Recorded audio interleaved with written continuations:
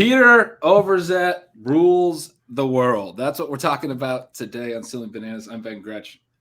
You can find me on Twitter at yardspergretch. You can find my Substack at bigretch.substack.com. With me, as always, Shawn Siegele. Find all of his great work at Rotoviz. And our first guest of 2022, not much of a surprise since we said his name in the intro, but someone that I know Shawn was incredibly excited. We've been talking since like the middle of the regular season that Shawn has been so excited to have Pete on.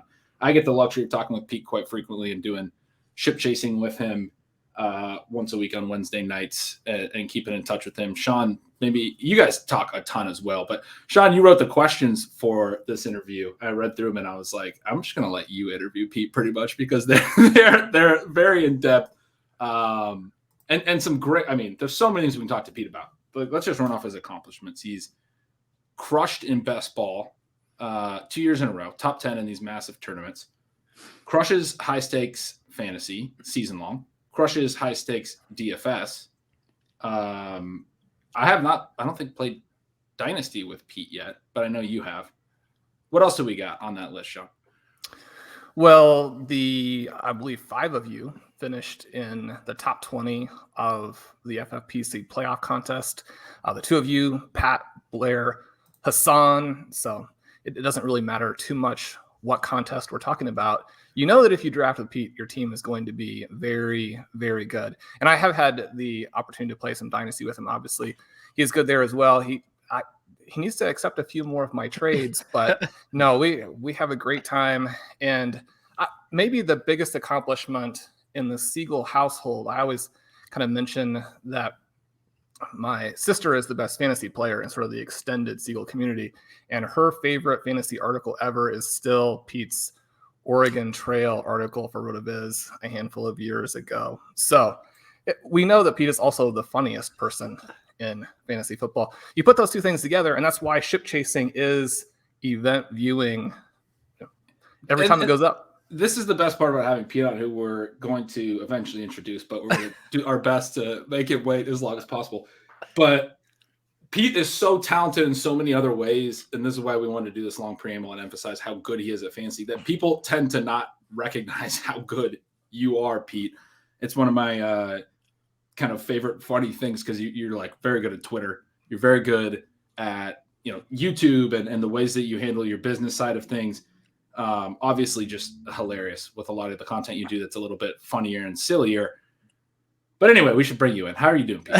I'm doing good. I mean, a funny note about that Oregon Trail article I did for Rotoviz, that was actually the nugget that ended up turning into what ship chasing is today, because Pat and I were chronicling playing in our first FFPC leagues. And in that specific season, we hadn't even started the podcast yet. It was just an article version. And we were doing so bad that year, our team. So Pat just like stopped writing, I think. And I was just writing these weekly comedic pieces to try to get me through us having this horrible team. So that article is what led to ship chasing today. So there's our fun fact of the day.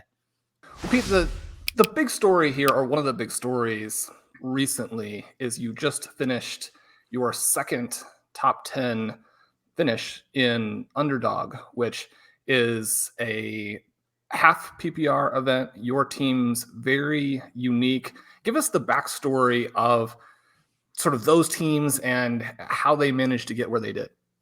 Yeah, that the team from this year was unique in that it was actually drafted on stream this summer when I kind of really started streaming a ton of my best ball drafts. I probably ended up I maxed BBM 2 with 150 entries, and I probably ended up streaming, I don't know, 25 to 30 of those drafts. So the fact that the best team I drafted, and it was on stream with Eric Beimfor over on Spike Week, who I'm sure you guys will talk with on this show at some point this offseason as well. And yeah, it was fun because Eric and I, you get to that point when you're drafting so many teams where you kind of want to mix it up. And Eric had floated the idea, why don't we just take Devontae Adams at 103 here? There's going to be a lot of teams that aren't going to have the texture of an early Devontae Adams with the type of players that are available for you on the 2-3 turn. The chat was already incredibly upset with us for doing that.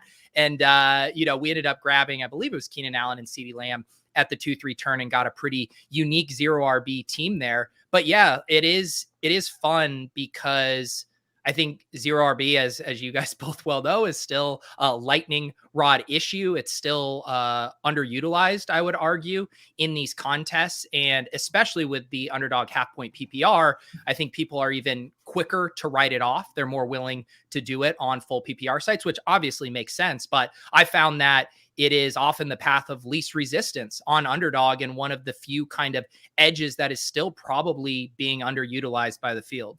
That start is fascinating because I think one of the big discussion points around zero RB always becomes the success rates of running backs or receivers in the first couple of rounds. You're talking about Adams, Keenan Allen, and CeeDee Lamb. I think there's a pretty good argument to be made that none of those guys hit ceilings, or maybe Allen hit expectations, but I mean, even Adams was not quite the wide receiver one, was not really worth the 103. CeeDee Lamb did not hit. I mean, he was good, but he did not certainly hit, I think, the early third round sort of upside scenario that a lot of us were hoping for. Maybe we were. And PD especially didn't hit that final week, did he? Yeah, he did not. But the structure, I mean, like it winds up working out. Those guys at least stay healthy. They produce throughout the year. You get some spike weeks in the receiver positions. Obviously, you hit on some key players later to build that team out, but you finished top 10 overall. And I just think it's fascinating. None of those top 3 picks were like clear smashes. Who else did you guys have on that roster? Yeah, I mean, the difference maker on that team ended up obviously being Jamar Chase.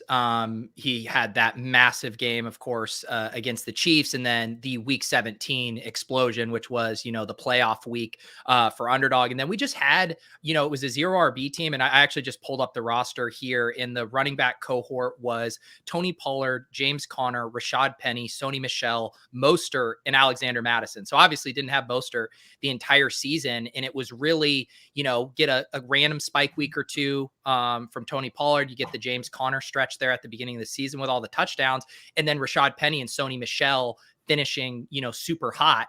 And again, when we talk about these large field tournaments, you obviously have to get lucky. And when you look at the puzzle pieces of those zero RB pieces, they like fit together really nicely of when that production came. And we were just constantly getting, those 10 to 12 points and then allowing our firepower, at wide receiver to really kind of carry us the rest of the way. Well, Pete, it's interesting, those running backs that you mentioned. You have Connor there. Obviously, he doesn't do a ton during the fantasy playoffs. Leonard Fournette, Cordero Patterson, a couple other guys who didn't. But the cool thing about your team is that you had a zero running back guy who got you there, and then you had a couple other zero running backs who did the damage for you when you needed it in the playoffs. And I think sometimes people miss how that element can work. Obviously, it's fortunate, and when you have them all on the same team, kind of like that in best ball, especially where you can't, shift your roster around in season, then that's how you finish in the top 10. But you're known as a zero RB enthusiast, but obviously, you're not a dogmatic drafter. You're looking for exploitable opportunities in drafts. You just mentioned a second ago the structural opportunities or exploitable areas in best ball, and that there aren't that many. But what do you see as those exploitable opportunities, and how does zero RB fit into that, if it does? And what are some other things that you like to do? Yeah, I've thought about this a lot, just because one trap that I found myself falling into, specifically at the beginning of draft season last year, probably, June, July, when I really started ripping off a lot of these, is still thinking through these structural strategies as almost like binary fixed things where it's like, all right, I take my wide receiver in the first round, so then naturally my next 4 picks are going to be wide receivers or tight ends. Or in the same way, like, oh, I'm going hyper fragile, so my first 3 picks are running backs, and then I'm not taking one. And I believe we had this conversation on chip chasing in the beginning of the summer too, and it kind of like opened up my mind to, you can achieve these structural goals by not necessarily like coloring right within the lines. And so we talked about, grabbing your anchor RB as your 3rd or 4th round pick, with an exploitable ADP value, say like DeAndre Swift this past season. And so that really is what became intellectually interesting and super fun for me with drafting, is like, how can I accomplish my structural goals by not doing it, so by the book? And I think that to me is really where these strategies and edges can still be found, because it's just naturally easier for people to be like, I'm doing robust RB, so I'm just going to draft my 4 running backs to start. It just makes it easier to kind of think through how people want to draft, where if you can be dynamic and understand what those structures are actually doing for you, I think you're able to zig and zag a little bit more and be more exploitative as far as, hey, this value is here. Like, I'm not passing on this because I locked myself into some structure. So that's a lot about what I'm thinking about heading into the 2022 best ball season. Yeah, that's a thing that I've drafted with a lot of people, is like, you might be my favorite person to draft with, from the perspective that I think you have just an incredible grasp on structure. And you mentioned something that I think everyone should have in mind, which is this idea of having multiple structures and understanding how to play them. And so you can still be flexible. Like, when we talk about structure, when we talk about zero RB and things like that on the show, we're not saying you have to pick that before the draft. In fact, you shouldn't. You need to have multiple ways to play so the draft can still fall to you, but you know how to then optimize intelligently to what the draft gives you. You do that as well as anyone I know, and I love drafting with you for that reason. You're always like, yeah, this is a guy we can take, or this is a move we maybe don't want to take here. And that actually gets to the next question, which is one of my favorite things about you as well. You're always evolving. You're always growing. I mean, I think you were talking about like the Oregon Trail days. Like, back in the day, you were doing a lot more comedy stuff. People maybe didn't take you as seriously from a strict analysis perspective. But I think part of that, I don't want to be offensive to anything back then, but like, I think you've grown a ton since then as an analyst as well. Like, you're always learning. You do a ton of different shows with a ton of different people. You pull things from different concepts. Your show with Brick, the fantastic DFS player, I've seen you pull those concepts and help me understand other concepts that don't even relate to DFS necessarily. So like, that's one of the things I love about you, is how you're always constantly growing in things. How would you say your best ball strategies have evolved over these last like 3 or 4 years as best balls continue to blow up? Well, yeah. And I appreciate that. Like, I like the idea of, being, viewed as versatile and being able to kind of, have fun, but also make sure that we're, passing along, good strategies to people who are, putting their hard-earned money into these contests. But honestly, I feel extremely fortunate. I saw someone in one of my shows the other night. They're like, well, Peter has access to top pros. And I was like, I do. And that's one of the things that have been so, beneficial to me. Like you mentioned, getting to work with Brian Hooper, who's a top DFS player. I've learned so much from him doing our DFS lineups with Mike Leone, our mutual friend. I've learned so much about small field GPP strategy from him. Obviously reading Shawn over the years, Gretch, talking with you and Pat about prospects, about understanding, production in the season and how we can, change on a dime with our waiver strategy. So I like to think of myself as a sponge. And if I have one good skill, it's probably, I think I know who to tail, and I know who the smart people are who have the domain expertise and who are actually putting in the work researching. And then I kind of come along and just as a grab bag, pick the ideas I like, test them out and see what works for me. I think that there's even more to it than that, but that's definitely a very, very good way to be. When you're looking at these best ball teams, the other part of the drafting that people always want us to focus on, and I think that we should focus on beyond structures, is this player selection element. And, sometimes when you get the just pick players, people, they're obviously thinking about it incorrectly, but there also is some real value to that depending on the nuance. And as I kind of think about player selection, I think it takes this sort of unique blend of courage and humility. We've got to be able to admit how little we know, but then try and use that to our advantage. How do you think about player selection when, you're on the clock with all of these different drafters and there are 2 or 3 guys? What's the key to doing it well? And, does player selection and just picking players, does that come into it for you as well? Yeah, this is another thing where I feel like I've had some tough lessons over the years with both, maybe 2 years ago, my best ball portfolio, 3 years ago, 2 years ago with our high stakes, FFPC portfolio, where we might have been identifying the right types of players, but then getting too narrow-minded within that cohort. And so an example, Pat probably hates whenever I bring it up, was the year where it was the Jalen Reagor and Justin Jefferson year. And we were so high on Jalen Reagor, and it wasn't that we disliked, Justin Jefferson. It was just we got blinders, and Jalen Reagor was slightly cheaper than Justin Jefferson. So we ended up extremely overweight Reagor and extremely underweight Jefferson. Yet if you would have asked either of us, like, what are the chances Jefferson outscores Reagor or vice versa, even cost adjusted, we would have probably said, oh, it's a coin flip. Like, we'd probably in a perfect world like to be equally exposed to these guys at their prices. And yet we weren't. And that's kind of a tough thing where I feel like, thanks to all of the great prospect work you guys have done over at Rotoviz, that we do really have a good grasp on the types of players we should be taking in these drafts. And yet not falling in love with specific versions of those players, I think, is a really valuable lesson I've learned. And I would say sometimes I think I might have even swung too far to the player selection, like agnostic side, where people I think wish I had more player takes. Like, we're constantly in the chat, on Ship Chasing Drafting last night, we're talking about a group of running backs at the end of the draft. And I throw out like 5 or 6 names, and they all look to me as just like 6% probability of hitting. That's like all I see next to their names, but people have such these strong takes. Oh, this guy's better than this guy. And it's like, maybe something I don't know, but generally players drafted in this range are going to hit at this clip. And based on the needs of our team, whether we need high floor through a pass catching running back, maybe want a high upside handcuff, I feel like I like mixing up my textures within those ADP groupings. So I think I've definitely shifted to more of like a Zen portfolio approach and making sure I'm not overconfident in my specific player takes, because I don't think I'm personally really good at that part of fantasy. And I think that's something we can have a player take though, for the listeners really quick, and we can kind of hold you this later. Yes. Who did you guys end up selecting? So we were debating, it was a classic kind of ship chasing draft where the wide receivers went early, and there was that stretch probably, Ben, from when we took Andre Stevenson in round 10, where the running backs were just the best pick. We took McKinnon before that. We didn't, when we were looking at these 4 guys, we didn't take Trey Sermon. Who did we take? Yes, we took, I could pull it out because I sent Leone the link here. So we took Ramondre Stevenson in the 10th, McKinnon in the 13th, Myles Gaskin in the 16th. And in this draft, Shawn, we had taken Saquon and Aaron Jones at basically the 3-4 turn, because those guys had fallen a really good bit.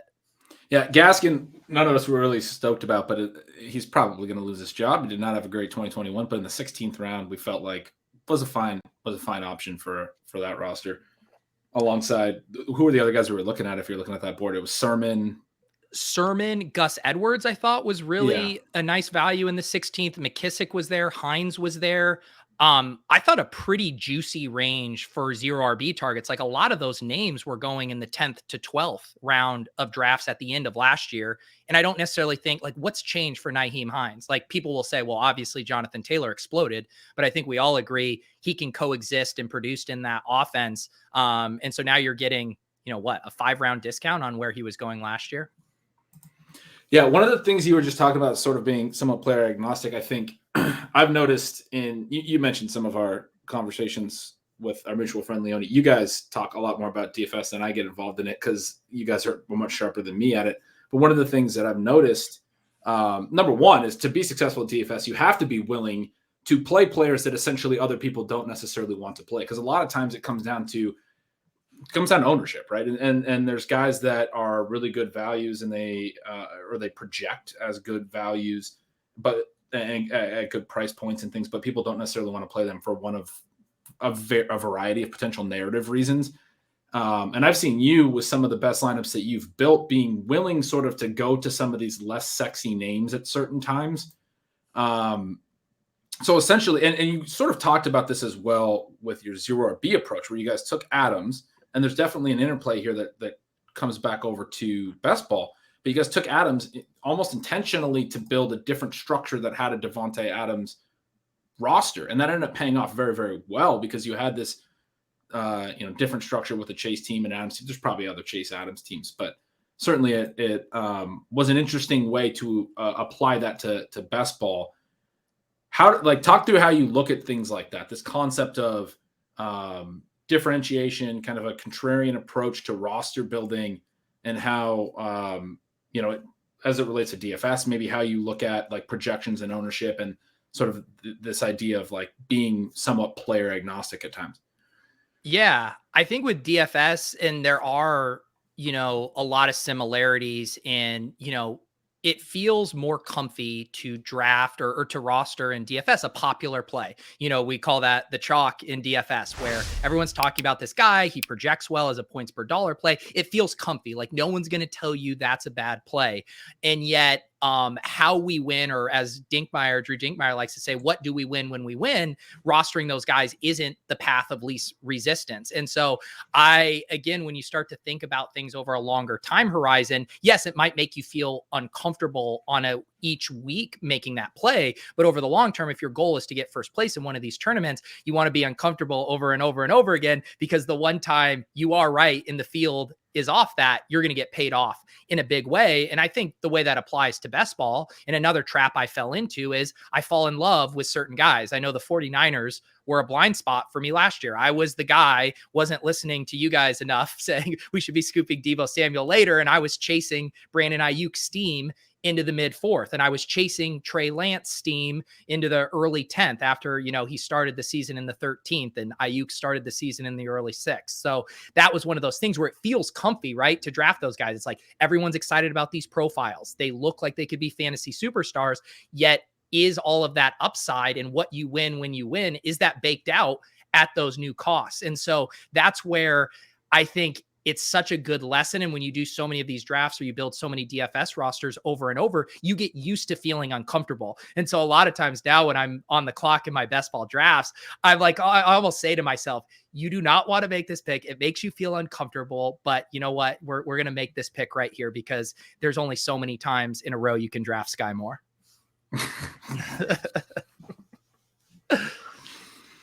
Well, Pete, I did want to ask you about traps. So that gives us a very nice segue into that. One of the great advantages of being so active in best ball, and then you and Ben obviously spend a lot of time with Pat, who is a fantastic dynasty mind. And so you guys are looking at prospects. You guys are on the rookies who are going to rise in these drafts and kind of get more expensive as the year goes along. Obviously, you're doing these dynasty rookie drafts, so you're familiar with those types of players. And so you've drafted a lot of teams once you kind of get to redraft season. Now, there are some huge advantages to that, obviously. Are there traps to it where doing a lot of the early drafts, the spring, the summer drafts, create some issues for you in the fall?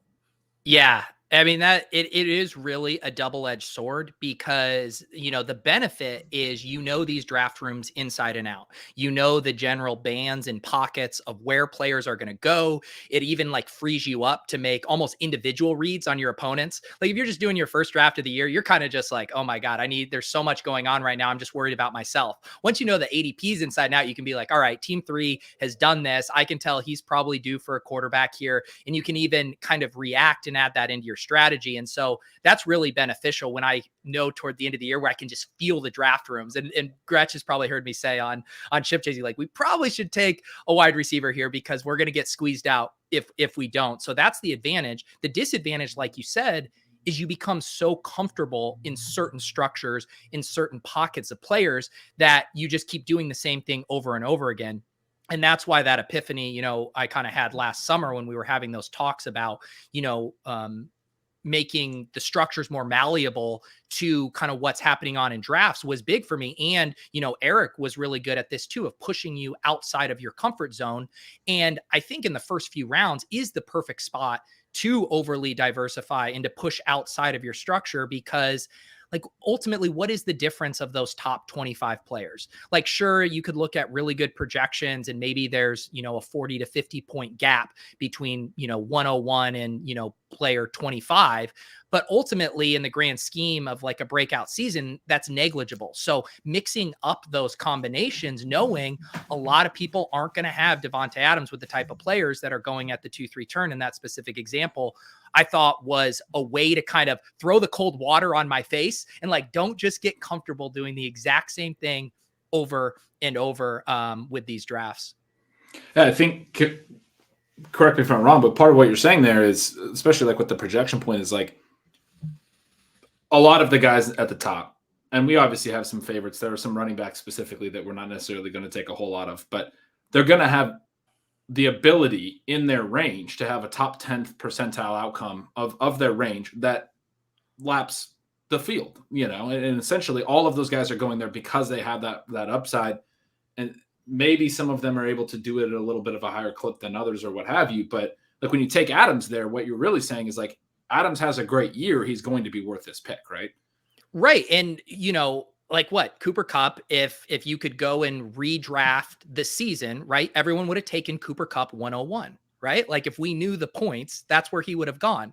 Yet taking Cooper Kupp, which, obviously based on his ADP, none of us saw a 101 season in his range of outcomes, but that's the thesis to drafting Devontae Adams there, right? Is that he has that Cooper Kupp year, and you look back and say, yeah, had I known, I would have taken him 101. So then all of a sudden, when you back out that exercise, taking him at 103 doesn't seem that crazy. And we could obviously get into the conversation of, these guys being not only higher upside, but even much safer picks than a lot of those running backs too. But I do think having an imagination with those early picks, knowing you're not going to sacrifice a bunch. Like when I'm chasing Brandon Ayuk into the 4th round, the opportunity cost there is pretty good. There's a lot of good players I'm passing up on to make a speculative ad with a volatile situation and a lot of unknowns with a player. But when you're shuffling around the top 25 picks, you're not sacrificing that much. Pete, you had mentioned these sort of unique builds, and then you also had mentioned earlier being uncomfortable. I keep thinking back to some of your teams just in general, and then specifically this team that did so well. It's so dynamic in the back half. Do you feel like you get sort of more and have more dynamism as a drafter if you're in the situation where you've got a unique build and you've got an uncomfortable build, that then you're sort of alive and really figuring out all of the different ways you can make that work late in the draft? Or do you feel like, and I'm guessing that to an extent it's both, and obviously in retrospect, you go back and look at it and say, well, in this draft I did this, and this draft, was unsuccessful. Or do you find the situation that then you feel like you're always chasing, and sometimes then it sort of snowballs where a lot of the picks not necessarily are reaches, but you feel under pressure and it leads to mistakes?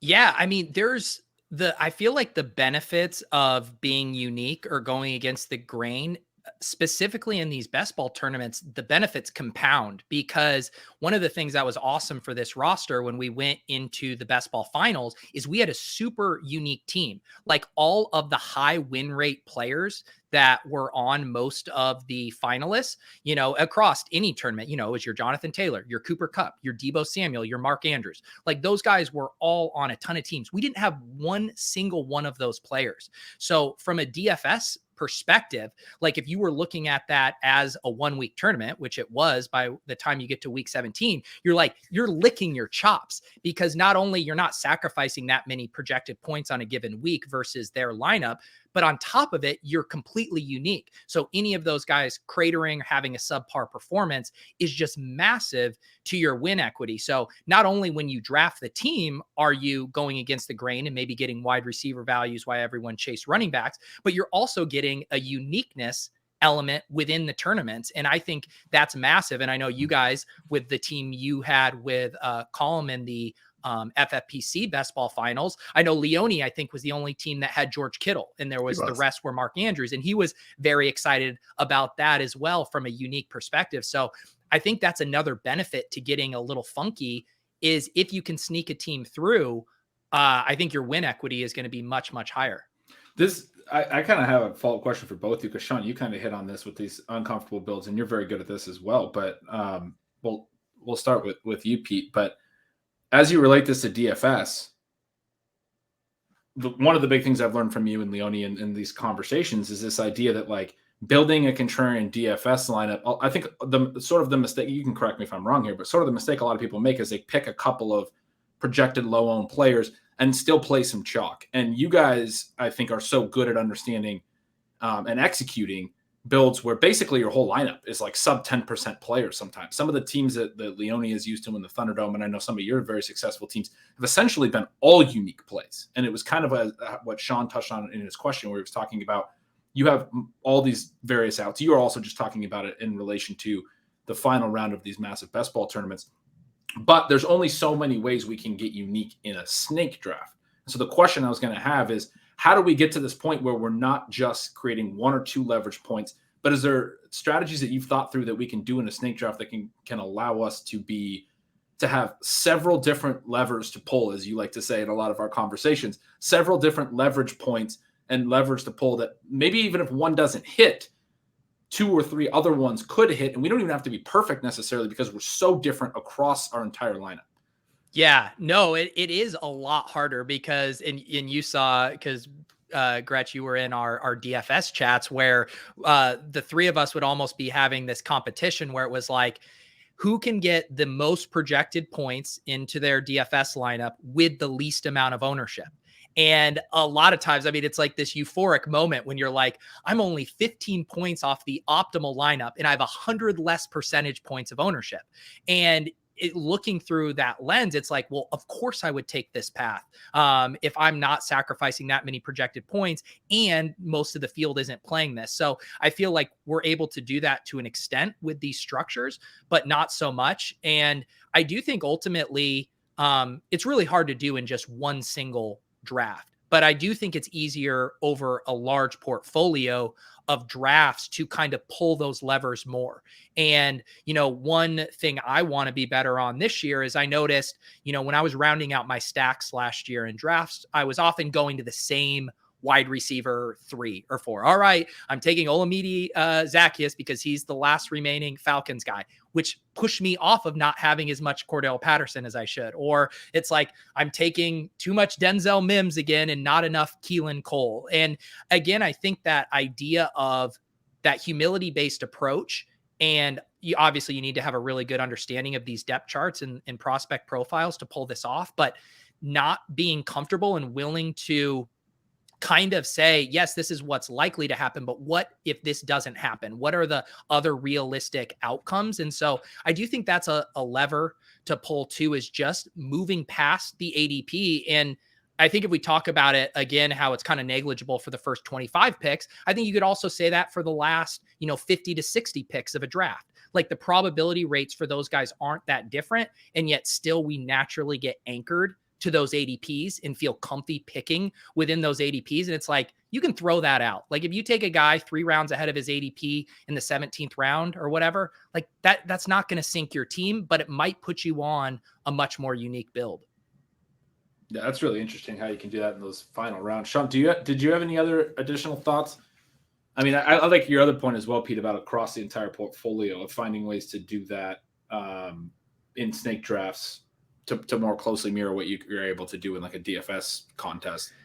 Shawn, did you have any other thoughts that you were thinking about ways in? Because I mean, you're someone else who, for anyone who hasn't drafted with Shawn, it could get very uncomfortable very quick. Like you're like, what are you thinking sometimes?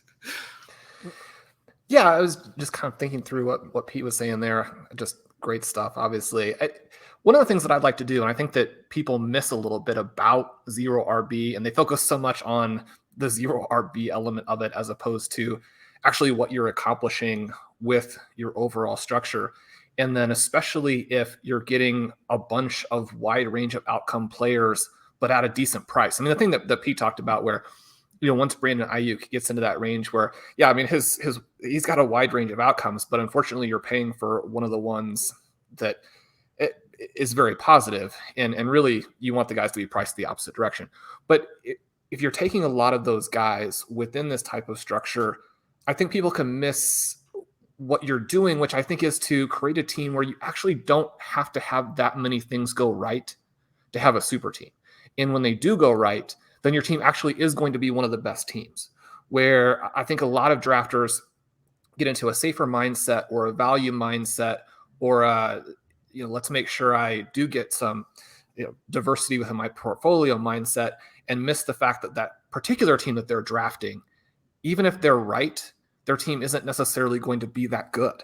And I mean, that's a real problem. Now, it doesn't mean the team's going to be bad, but we are trying to get into these top couple of spots. We're trying to put together a team that, especially if you're trying to do kind of both things, which is sort of fun about how so many of these leagues and tournaments work now, where you're trying to get through your individual league and then make a run at kind of the big picture, the big tournament.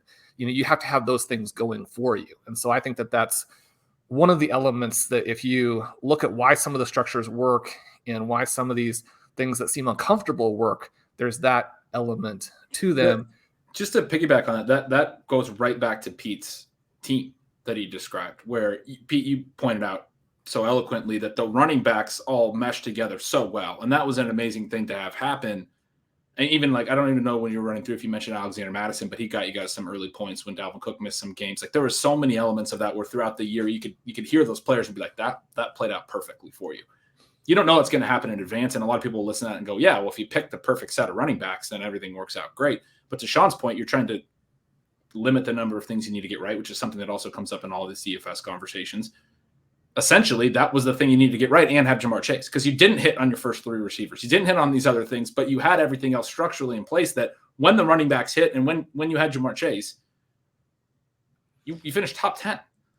Right. And that's another kind of parallel to DFS, right? Is, sometimes people think, oh, to be unique, I have to play this super off the wall third string tight end at 0.02%, and that's how I get my edge if they get the touchdown. It's like, well, no, sometimes in the phrase we use is flipping the build. You could say, zero RB is flipping the build. If everyone's paying up for Dalvin Cook and Jonathan Taylor in a DFS week, well, maybe you go cheap at running back and you load up on the high price wide receivers, because the salary cap dynamics also mean if people are drafting, or rostering Jonathan Taylor and Dalvin Cook, they're not also getting up to Devontae Adams and Tyreek Hill. And that's a lever that you can pull structurally in that roster that doesn't even involve getting off the beaten path, doesn't even involve sacrificing that many projected points. So I do think that was, you can look at that team Eric and I drafted, like you said, Jamar Chase was awesome, but we didn't have. How much better could that team have been? That team could have been so much better. What if Mostert stays healthy? That's a guy we've talked about, could have been phenomenal in the Elijah Mitchell role. But also, what if you did have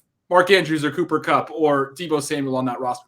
That team could have been so much better, which is so crazy because it finished top 10. Yeah, and even looking at our quarterback and tight end pairings, we had Dak Prescott and Mac Jones. Dak was fine, he didn't set the world on fire. And then our tight ends, we had Kyle Pitts and Hunter Henry. Again, we didn't get the breakout season we wanted from Pitts. Henry pitching some touchdowns here and there, but that team was carried by structural drafting principles and being unique. That's all it had going for it. And then Jamar Chase. That's all you need. Pete, we've talked about this a little bit, and obviously the wide number of people that you've drafted with. But one of the things that you and I kind of messaged about a little bit in the past is this idea of drafting with some other people, and it gives you the freedom to do some other things. I kind of think about my drafts, and probably my preference as a drafter would be about 45% zero RB, 40% modified zero RB, and we throw it out there because people love to hear that, and then 15% hyper fragile, and mixing in some other little things if you get these great values. But when I go on a show, or I do our own shows, people are very disappointed if it's not hardcore zero RB, right? What have you gotten to experience and to learn by drafting with some people who really do it differently than you do? Yeah, that's such a good point, because I've, seen the extremes of that. Like one example, this year we did, with the ship chasing community, we did drafts with a lot of those guys. And a lot of times, they're coming on stream to draft with us and they want to play the hits. They want, Pat and I, Gretch loading up with George Kittle in every draft of the second round. They want George Kittle on their teams, and we're loading up on Steph Diggs here, and so now all of a sudden we have so many teams where we're extremely overweight on these guys. It doesn't actually reflect our confidence in them hitting relative to other players around them, but it's just like, these are our guys, these are fun guys. So that's an interesting thing from a portfolio perspective, how to balance that. But yeah, to your point, some of our best teams, Gretch knows, because back-to-back years, some of our best teams have been drafted with Crack Rock, a high stakes veteran, and he thinks so different than us and approaches it so different. And sometimes this blending of how we think about structure and player archetypes with kind of his brain and how he views it, creates these really unique mashups where it comes together in a really cool way. And the same thing I draft on Splash Play, a show I do on my channel with Chris Spags, and he thinks differently about a lot of these guys, and he'll float a player that I never would consider. I'm like, you know what? Yeah, that's completely fine. There's no reason that player can't join this team. So both from a structure perspective, Crack Rock getting us on, starting drafts with a couple running backs, or Spags getting me on a player I wouldn't have otherwise considered. I honestly, it feels good. It's good to get pushed out of your comfort zone and realize like I am not as confident as I think I am when I'm by myself clicking the button on these players. Pete, I did want to ask you too, then in terms of how, and this follows on along with that, early drafts to late drafts, you do so much best ball content and are so good at it, but then you guys obviously dominate with all of these ship chasing drafts. What are the big things that people need to know in terms of the difference between best ball and redraft? Because obviously there's a different dynamic. One of the things that's interesting is that zero RB works in both, but it works for different reasons. And some of those reasons, obviously you can then extrapolate out into other things that you want to do with the structure of your roster. How do you use those things to make yourself better at both, as opposed to, maybe making mistakes because you're thinking of it as all one tournament or all one format?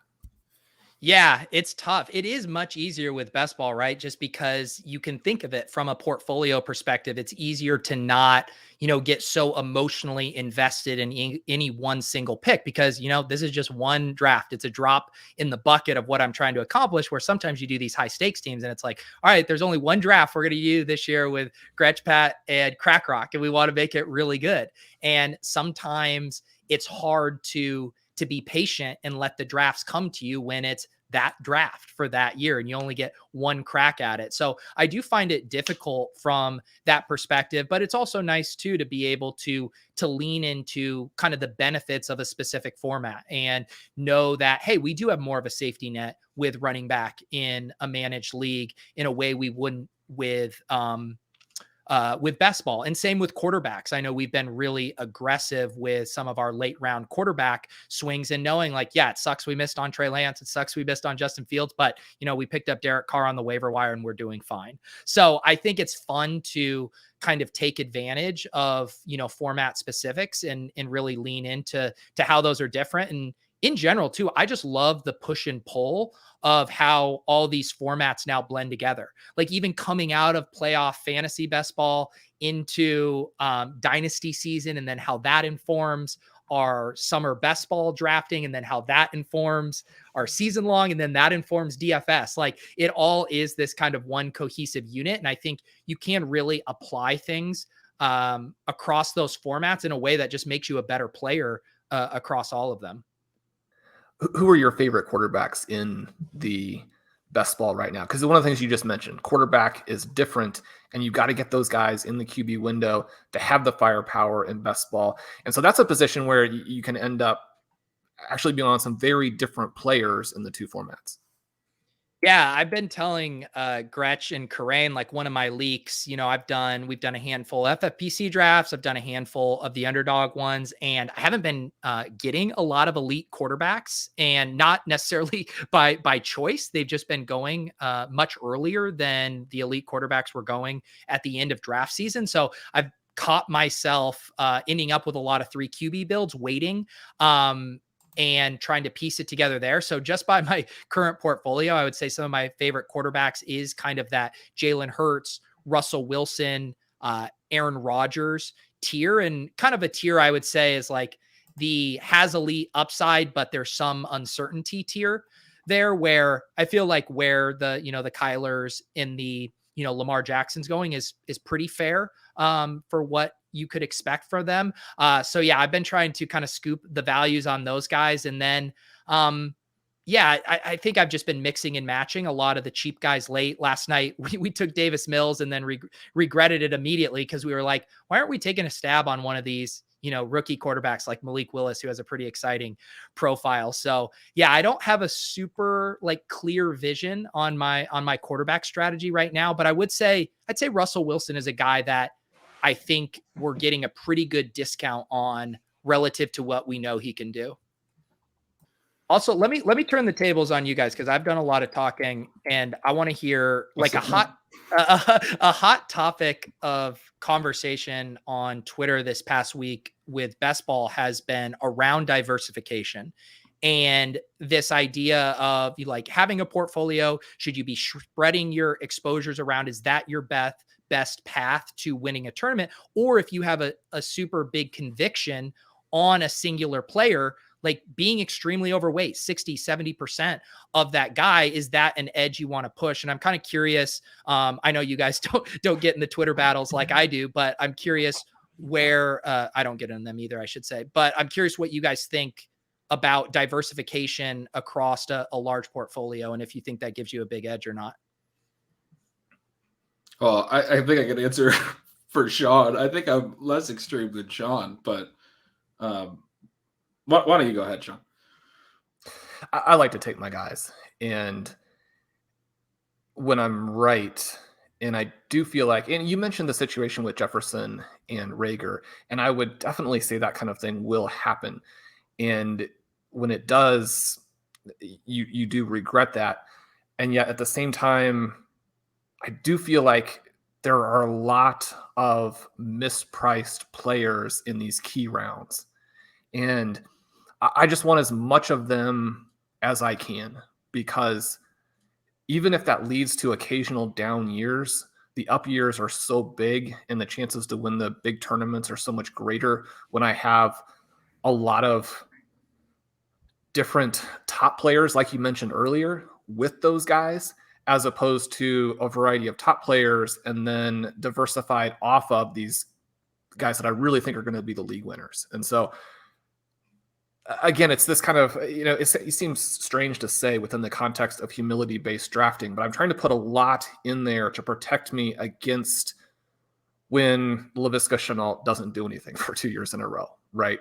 But even with that, I feel like these teams are going to come through. I don't want to be on the guys that I think just really aren't going to help. And even sometimes if that's a Cooper Kupp, like I didn't have a lot of Cooper Kupp last year, but it still works because you're not getting caught with a lot of people that you don't want. You're not getting caught with a lot of the Allen Robinsons and that kind of thing.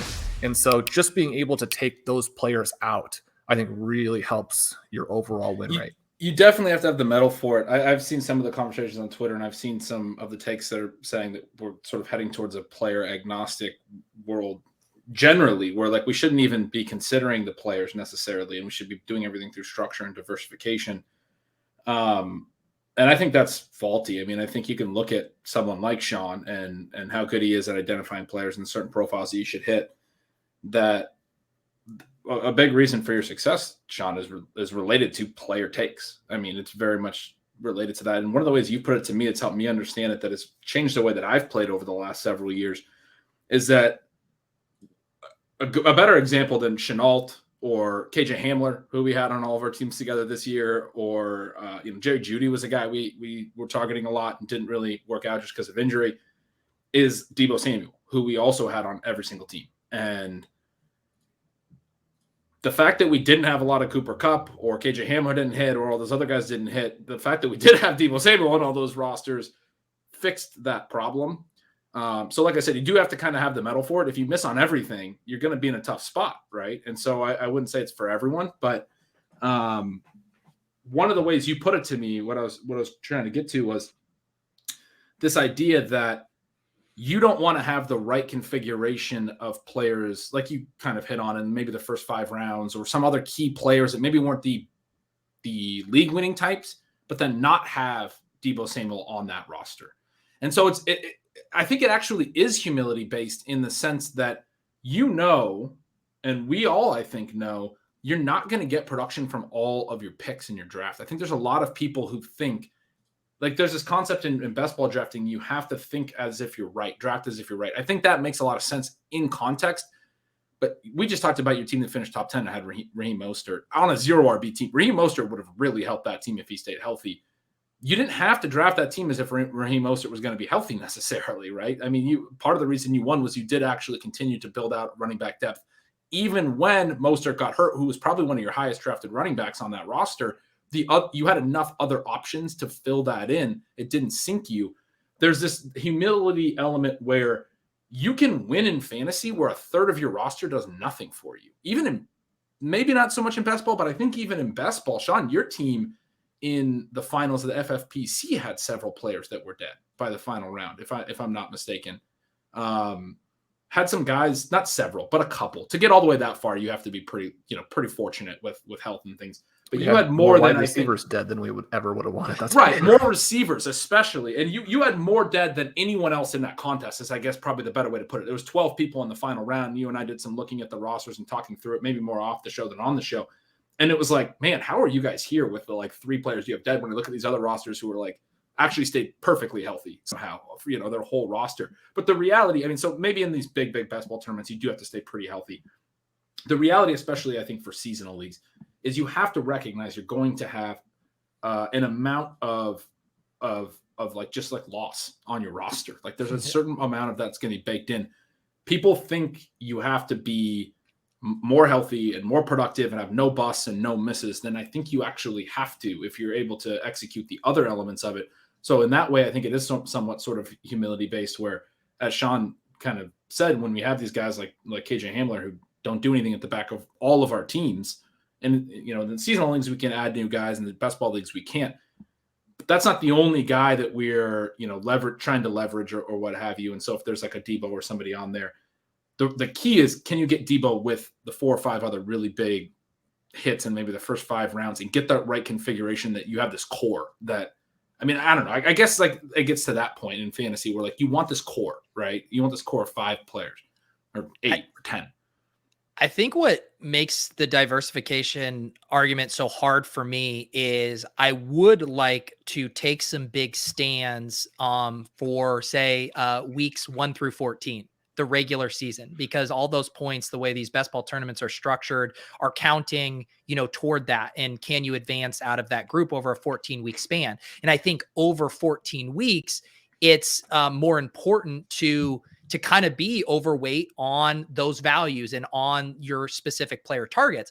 But then we all know how much randomness occurs on a given week. And you see how top heavy these prizes are and how you really need things to go extremely right, 95th to 99th percentile outcome in that given week. And so if you have, say 80% KJ Hamler, he could just be the league winner of all league winners for you during the season, but then just get blanketed for a couple playoff weeks and wipe out a lot of your teams. Obviously, the cost of where you drafted him would factor into that. So that's where I struggle, where it's I'd like to be overweight for the regular season, and then I'd love to disperse and randomize it for those individual weeks, just knowing it's going to be very hard for me to hit the parlay of this exact same cohort all going off together in the money weeks. I think that ADP has gotten so much tighter over the last 3 or 4 years. And part of that even is people understanding structure, which affects the individual player evaluations. And so those are tighter. And yet at the same time, if you're drafting and you don't feel like every round has a couple of really big values that you are hoping to get to, then it's probably not very fun. And I think you're probably not going to do as well as you need to do. You need to have some of those guys. Pete, we have to let you go, but I did want to bring up, at least mention, see if you had any thoughts on a couple of years ago, we asked for some hot takes on Rotoviz overtime. And the one that you gave us for rookie drafts was so fun that Colin and I play that every couple of months. Where are you now on these rookie drafts and where the value is? And do you have a hot take to kind of finish us out there? Yeah, I know. I'm, I talk about tailing the right people. I was picking Karane's brain last night. I was saying, hey, where are the tier gaps in these dynasty drafts? I think one of the early takes I've had, and I was kind of fleshing it out on the show last night, is, the pendulum is now kind of swung on these quarterbacks as far as how we're viewing them in Superflex. We're coming off of a super hyped class that kind of disappointed. And a lot of those guys were drafted pretty high. Whereas this year, I feel like the enthusiasm around, these guys landing spots, aside, I feel like there's going to be a ton of value with these guys in the back of the first and early second round of these rookie drafts. And I'm excited to dig in more to it. I was listening to your guys' show with Travis May, and I was getting really excited about kind of some of his advanced metrics and how he was kind of manipulating those to make them more predictive. And I guess my hot take now is, actually, I don't even know if I like this hot take, but it has to be a hot take. Let's say that this draft class for quarterbacks will end up being better than last year's, and right from the gun as well. Maybe we get 2-3 of these rookie quarterbacks who are contributing to our fantasy rosters in a meaningful way right out of the gate. and that's a subtweet of Trey Lance. I'm looking at you when I'm saying these guys are going to contribute. Still subtweet Justin Fields, please spare me. I know. I mean, it's so funny with the Trey Lance stuff too, right? Because I mean, his ADP is already getting frothy. People are drafting him very aggressive. Like right after Kyler Murray goes off the board, like people are lining up to draft Trey Lance. Then we have Adam Schefter, just yesterday saying, well, not so fast. They might not trade Jimmy Garoppolo. They're still in win now mode. Trey Lance isn't quite ready. It's like, good God, if we're doing this again with Trey Lance, I don't think I'm ever going to recover. You got to get out there and get your Jordan Love for Trey Lance trades in while they're still even value, right? There you go. There you go. I do have Jordan Love kicking around on a couple taxi squads. Well, Pete, that was awesome. Thank you so much for being on the show. It was the perfect way to start. We haven't had a guest in a while. We wanted you to be the person that started out 2022 for us. It was absolutely perfect. Tell people some of the many things that you're doing. Where should they be looking for you? How can they get more Peter Overzet content? Yeah, I think for this audience, I think you guys would all enjoy Ship Chasing show I do with Gretch and Pat Crane on Wednesday nights. We have a YouTube feed and also the audio goes up. And yeah, right now we've just been doing a lot of drafting. And I think all three of us are kind of, figuring out how we feel about things early on. We're willing to admit when we make mistakes, like last night, we're like, yeah, we just forgot about the rookie quarterbacks. I don't know what to tell you guys. We forgot about them. So if you want to watch us kind of, generate our viewpoints on draft season in real time, you can tune over to Ship Chasing. And then, I'm going to be going on vacation for a little bit beginning of March. And then when I come back, I'm excited to do kind of more regular best ball drafts on my YouTube channel as well and kind of get things up and running there. So it's crazy. It feels like every single year we get into best ball season early and earlier. And but yeah, it's so much fun and excited to dive in more.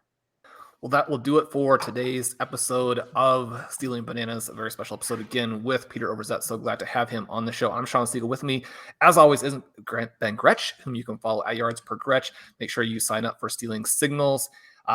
Please check out his Omni Fantasy if you have any interest in that. Really, really cool format there. If you want a 10% discount to Rotoviz, use the coupon code RVRadio2022 at checkout. Follow us on your different podcast apps. Leave us a rating review. We appreciate all of those. We'll see you guys soon.